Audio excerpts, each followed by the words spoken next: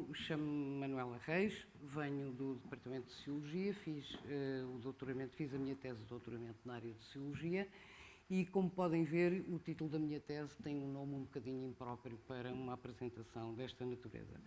De modo que eu já vou explicar mais à frente como é que podemos interpretar, como é que podemos reduzir o nosso título, e justamente são as duas palavras-chave daquele título complicado. As duas palavras-chave são simplesmente cidadania e património.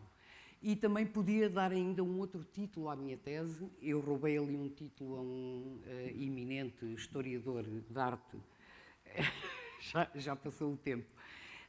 Não podemos voltar atrás. Bom, de qualquer maneira, eu queria explicar esta relação entre cidadania e património.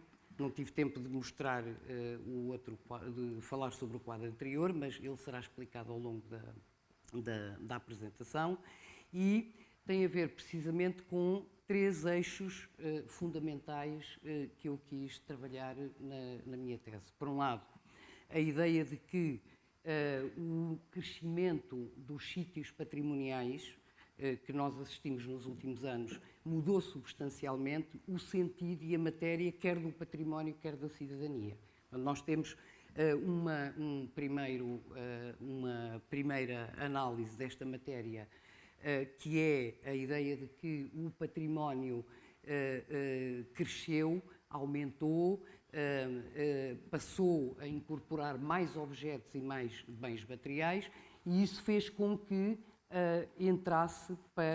entrassem esses objetos culturais para uma nova, fizessem aumentar através da cidadania cultural a capacidade de intervenção e de participação das pessoas na vida pública. Isso está explicado aqui nesta pequena ironia, que não tivemos tempo de ver, peço desculpa, mas mostra que eu quis estudar na minha tese três questões fundamentais. Por um lado, a renovação do património nos últimos 40 anos em Portugal, e mostrar como daí surgiram movimentos cívicos importantes que precisamente alargam o campo da cidadania.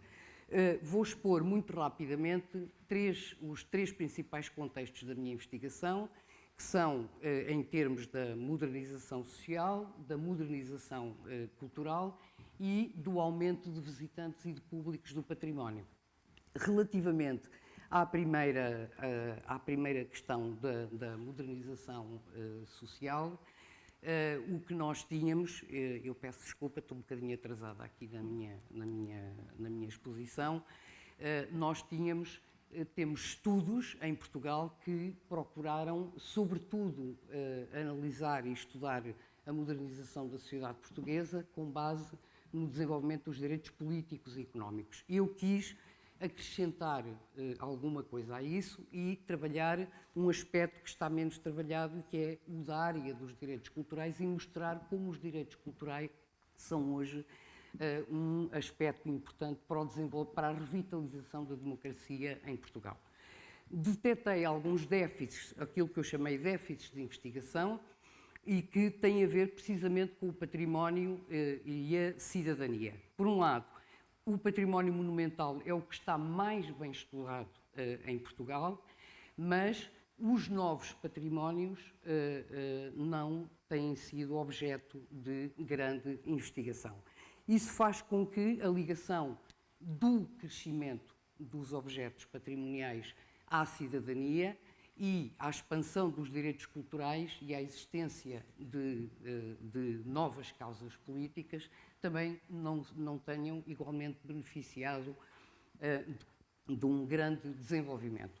Quanto aos públicos e aos visitantes, nós temos em Portugal um acervo de investigações muito forte na área das práticas culturais, mas não diferencia as práticas culturais relativas ao património.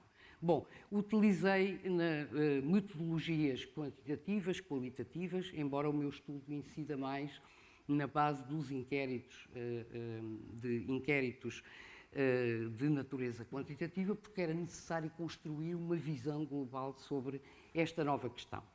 Vou falar muito rapidamente de resultados exatamente nestas 3 áreas, que são as do património, da cidadania e das experiências patrimoniais e o efeito que isso tem justamente no alargamento da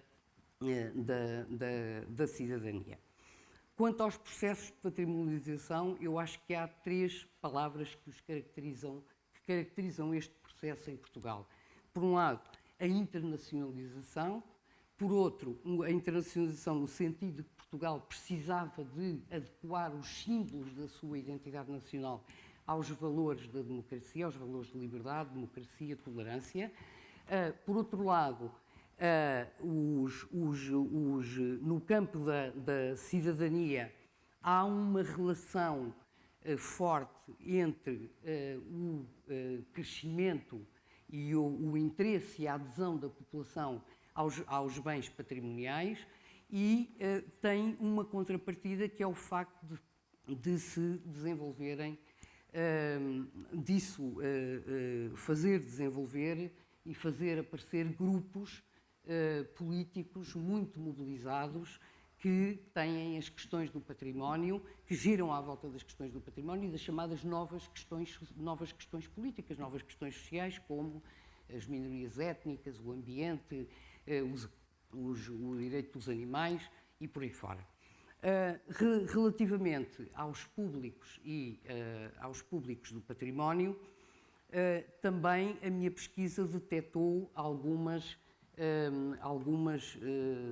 questões importantes que não eram conhecidas, nomeadamente conseguimos detectar a existência de associações de defesa do património que têm uma atividade política muito forte, embora ela não esteja bem medida nem seja bem conhecida no país. Bom, eu peço desculpa, deixei atrasar isso lá.